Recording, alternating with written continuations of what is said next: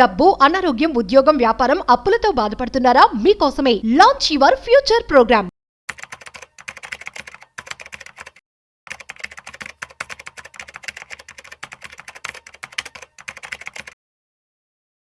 నమస్తే, నేను జీవి సత్యనారాయణ. ఈ వీడియోలో వరల్డ్లో టాప్ ఈటీఎఫ్లు ఉంటాయి. ఈటీఎఫ్ అంటే exchange traded funds. Share market ఈటీఎఫ్లు ఉంటాయి, గోల్డ్ ఈటీఎఫ్లు, సిల్వర్ ఈటీఎఫ్లు. ఇలా ఏవైతే ఈటీఎఫ్లు ఉన్నాయో, ఇప్పుడు నేను చెప్పే ఏవైతే ఉన్నాయో షేర్ మార్కెట్ సంబంధించిన వివిధ దేశాల్లో ఉన్నటువంటి ఈటీఎఫ్లు. ఇప్పుడు చూద్దాం. S&P 500 స్టాండర్డ్ అండ్ పూర్, ఇది అమెరికాకి సంబంధించినటువంటిది. మీరు ఏదైతే ఉందో మనం దానికి సంబంధించిన S&P స్టాండర్డ్ అండ్ పూర్, మనము స్టాండర్డ్ అండ్ పూర్కి సంబంధించినటువంటి వికీపీడియా మనం కనుక వికీ చూస్తే, ఆ అమెరికా మార్కెట్లో ఏవైతే స్టాండర్డ్ అండ్ పూర్ ఉందో, ఈ స్టాండర్డ్ అండ్ పూర్ ఎప్పుడు స్థాపించిండ్రు? 1957లోనే. అంటే అదొక 43, ఇదొక 25, 68 ఏళ్ల కింద స్టాండర్డ్ అండ్ పూర్ ఉంది. మనకి అది 500 కంపెనీలు ఉంటాయి. ఆ 500 కంపెనీల్లో మనకి ఏది మంచిదో, ఏది చెడో, ఏది బాగుందో, ఏది బాగలేదో, అసలు ఆ పర్ఫార్మెన్స్ ఎవరు ఏంటిదనేది తెలియదు. కానీ మనము ఆ ఈటీఎఫ్లో కనుక కొనుక్కుంటే ఓకే, మన పని ఎంతసేపటికేంది, ఆ స్టాండర్డ్ అండ్ పూర్ సంబంధించినటువంటి ఆ 500 ఈటీఎఫ్లో మనం కొనుక్కోవచ్చు. దానికి తగ్గటువంటి ఇన్ఫర్మేషన్ కానీ ఏదైతే ఉందో అది టాప్ 500లోనే ఉంటుంది.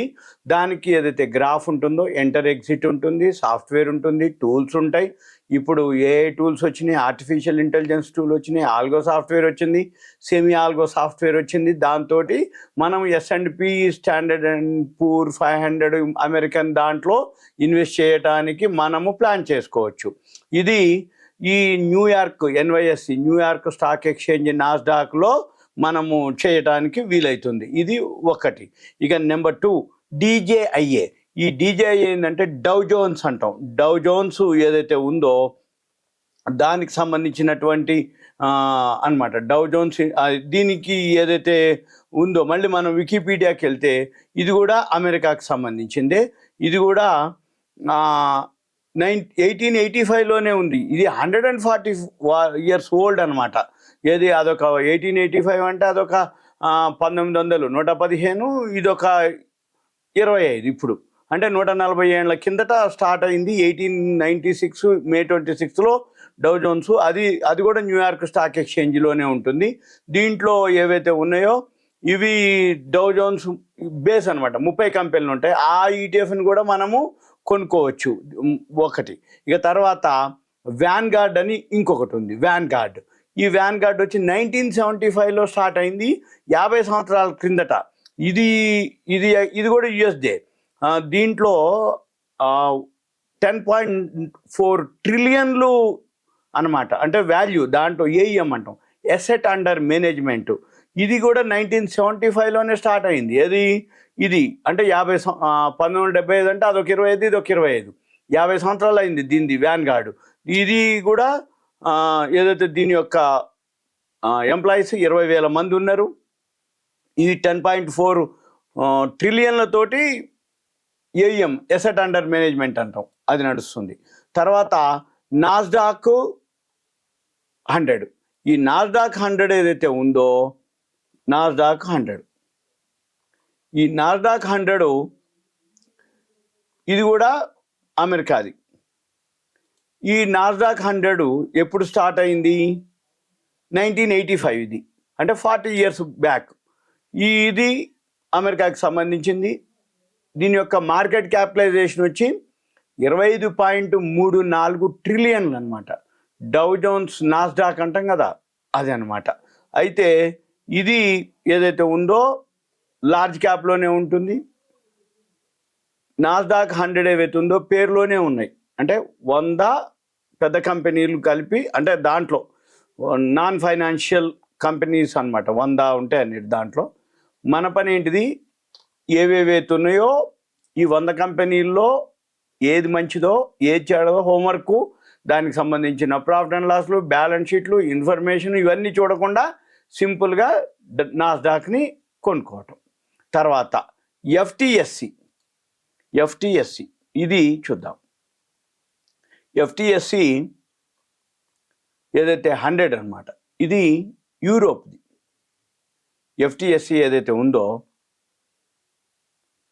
ఇది 1984లో స్టార్ట్ అయింది. అంటే 16/25 41 ఏండ్లు అయింది. ఇది లండన్ స్టాక్ ఎక్స్చేంజ్లో అన్నమాట. అంటే ఇప్పటి వరకు అమెరికావి ఏవైతే ఉన్నాయో అవి కాకుండా ఇది లండన్ది. ఇది దీంట్లో ఏదైతే ఉందో ఇది కూడా లార్జ్ క్యాప్ ఉంటుంది. దీని యొక్క మార్కెట్ క్యాపిటలైజేషన్ వచ్చి 2.119 ట్రిలియన్ యూరోలు. ఇవేదైతే యూరోప్ ఉందో, లండన్ ఉందో అక్కడ అన్నమాట. అంటే ఏంది, మనం ఏవైతే ఉందో ఒక్కొక్క కంట్రీకి, ఒక్కొక్క ఖండానికి, యుఎస్ అనుకోండి, యూరోప్ అనుకోండి, ఏషియా అనుకోండి, అవి మనము అబ్జర్వ్ చేయాలి.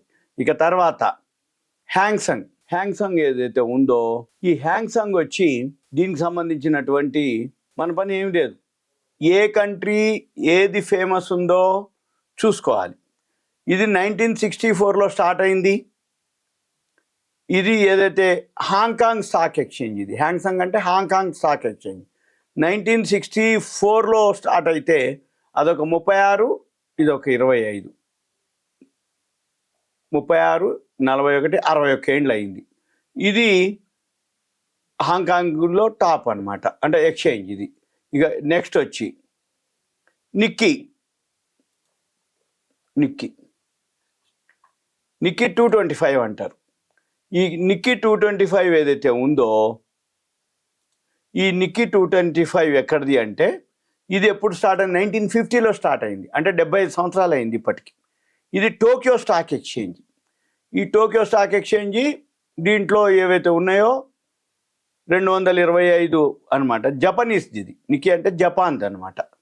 జపాన్ ఏదైతే ఇండెక్స్ ఉందో అది అనమాట. ఇప్పుడు మన ఎన్ఎస్సి బిఎస్సి ఎట్లా అంటామో నిక్కీని జపాన్ ఇండెక్స్ అనమాట.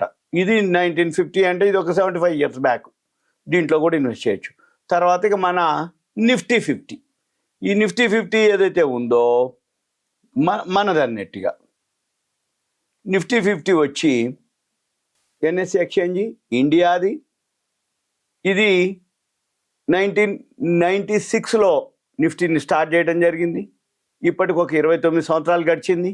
మన ఇండియాది ఎన్ఎస్సి బిఎస్సి ఏదైతే ఉందో ఎన్ఎస్సి అన్నమాట. ఇది సింపుల్గా వీటిల్లో కూడా మనము ఈటీఎఫ్లు ఇన్వెస్ట్ చేయొచ్చు.